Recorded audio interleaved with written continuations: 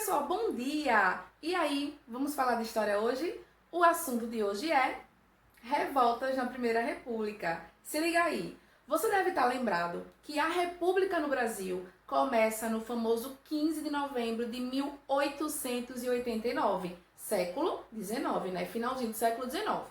A nossa República, nessa primeira parte dela, compreende os anos de 1889 até 1930, fechou?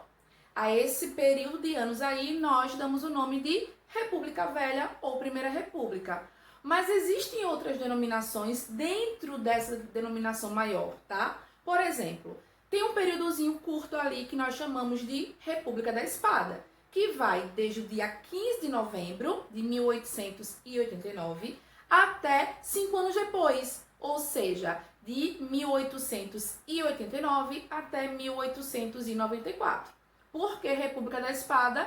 Porque eram governados por dois marechais, né? Os dois primeiros presidentes do Brasil eram militares, então República da Espada por causa disso. O marechal Deodoro da Fonseca e o marechal Floriano Peixoto. Passado esse governo, né, que foi muito agitado, a gente sabe disso, você vem uma outra fase que é chamada de República das Oligarquias ou República do Café com Leite. Por que esse nome, né? E de quando a quando vai esse momento? Esse nome, República das Oligarquias ou República do Café com Leite, é porque o poder vai estar nas mãos dos ricos, das oligarquias cafeicultoras, das oligarquias agrícolas brasileiras, beleza? E esse momento vai de 1894 até 1930, ou seja, final do século XIX e o comecinho do século XX. Fechou? Anotou? Se liga.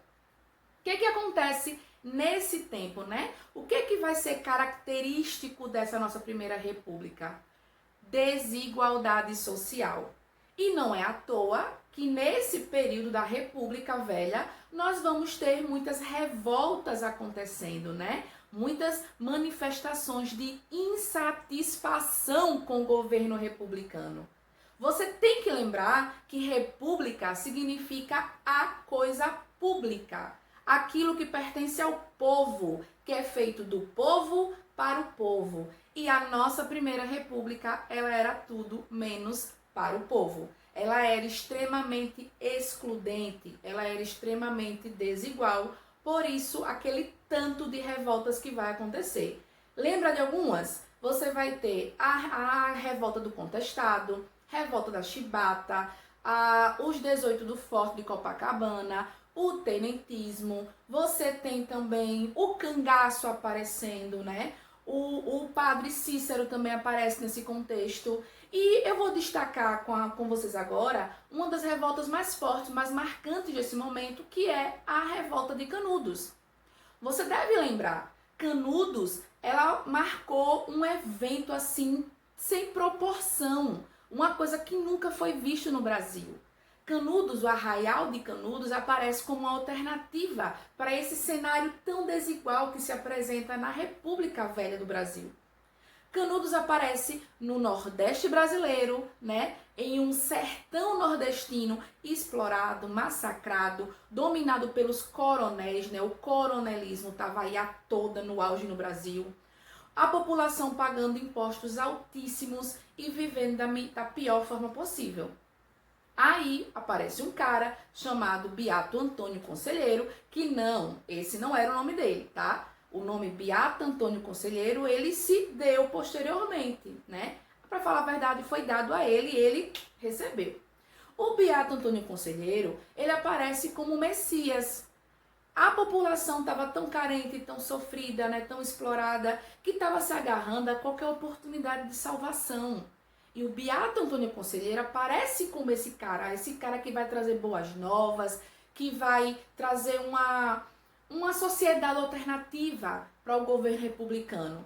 Agora, você tem que lembrar que o próprio Beato Antônio Conselheiro, ele não era a favor do governo republicano, né? Ele era um cara da igreja, que acreditava que existiria um fim, né? Um juízo final, estava muito perto para ele, né? Ele acreditava que a igreja e o Estado com E maiúsculo, e você sabe qual é essa diferença, né? Estado com E maiúsculo. Eles deveriam se unir, tá ligado? Aquele padroado que existia lá na monarquia. O Beato Antônio Conselheiro, ele via isso como algo positivo. Então, para ele, o governo republicano não era o melhor governo. Mas muito cuidado, viu? Cuidado se você for afirmar que o Beato Antônio Conselheiro ele era monarquista. Que não! Ele não era monarquista. Você não vai encontrar nada que coloque ele nesse posicionamento. A não ser a mídia da época, né, no poder das oligarquias brasileiras, que transformou a luta dela, das oligarquias, contra o Beato em uma luta antirrepublicana. Ou seja, a elite disse que o Beato era monarquista, que o Beato era antirrepublicano. Cuidado com esse discurso, fechou? Resumindo, o Arraial de Canudos chegou a juntar no seu auge, né, mais de 20 mil pessoas. Essas 20 mil pessoas saíram de onde? Das fazendas dos coronéis, que estavam se sentindo exploradas, que estavam se sentindo prejudicadas com a quantidade absurda de impostos que eram cobrados, né, no governo republicano. Essas pessoas foram para o Arraial de Canudos, né, lá na Bahia, procurando uma vida melhor. Se ligue que elas representavam uma oposição ao governo republicano na época. E principalmente elas representavam um enfrentamento à estrutura que tinha sido criada pelos coronéis, pelas elites, pelas oligarquias. Aí tu acha que esses coronéis iam deixar isso barato? Lógico que não. Se o Arraial de Canudos tem aí 20 mil pessoas, perceba que as fazendas estavam ficando vazias. E se esse arraial tivesse sucesso, né? Se o Arraial de Canudos, com o Beato Antônio Conselheiro, tivesse chegado no seu auge, o que ia acontecer com os fazendeiros? O arraial tornava-se uma sociedade alternativa, né? Já dizia Raul Seixas. Uma sociedade alternativa a quê? Ao governo republicano. E aí, meu filho, as oligarquias não vão deixar barato, ó. Cai em cima do Arraial de Canudos. Três investidas foram feitas. Deixa eu botar pra cá, assim. 3 investidas foram feitas para tentar destruir Canudos. Tá ligado que o governo federal e as oligarquias brasileiras tentaram 3 vezes, meu filho, destruir Canudos e não conseguiram.